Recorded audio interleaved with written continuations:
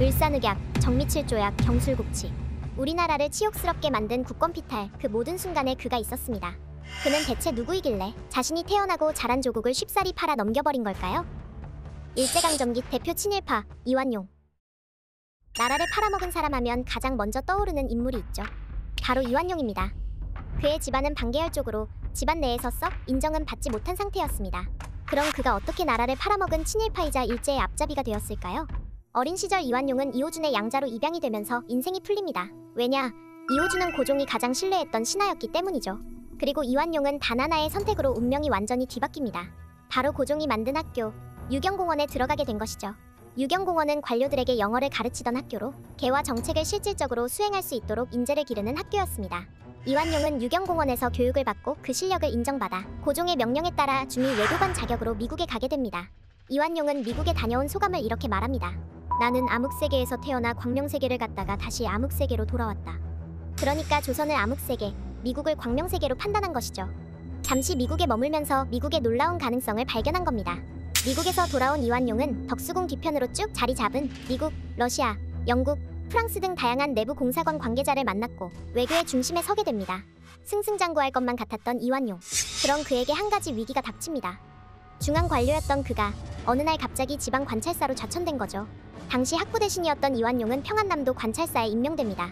자존심이 상할 대로 상한 이완용은 이 사건을 계기로 변절을 결심하게 됩니다. 갑자기 라인을 틀어 전혀 연고도 없던 일본과 가깝게 지내기 시작합니다.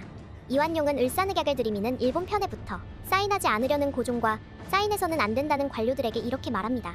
일본은 한국 문제 때문에 2번이나 큰 전쟁을 치러 이제는 러시아까지 격파했으니 한국에 대해 무엇인들 못하겠는가. 그런데도 일왕과 정부가 타협적으로 이를 처리하려고 하니 우리 정부도 일본의 요구에 응하는 것이 마땅하다 생각한다. 이 사건으로 이완용은 이토 히로부미의 눈에 띄어 총리 대신으로 쭉 승진합니다. 그리고 일본의 앞잡이 노릇을 제대로 하기 시작하는데요. 광무신문지법, 보안법, 대한제국 군대 예산을 다 주도하면서 언론, 민중, 독립운동가들을 통제하고 저항하면 체포하죠. 즉, 나라를 지킬 수 있는 권리 자체를 박탈시킨 겁니다. 한 나라의 실질적인 권한을 이토 히로부미에게 가져다 바친 꼴이죠. 그리고 정미칠조약, 한일 강제 병합조약을 주도하게 되죠. 이걸 주도한 이완용은 공로로 훈일등 우길동화 대수장이라는 일본 최상위 훈장을 받아요. 1919년 3.1운동이 일어나자 여기에 대고 이완용은 이렇게 말합니다. 조선 독립이라는 선동이 허설이며 망동이다. 남을 따라 망동하면 다치거나 죽음이 앞에 있을 것이니 동포여 내 말을 잘 듣고 후회하지 말라.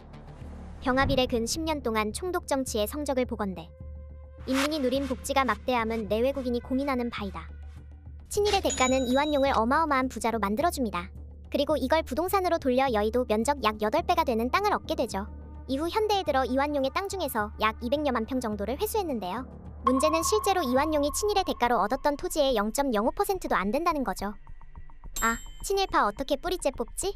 일단 외우자. 을사오적 이완용, 이근택, 이지용, 박재순, 권중현.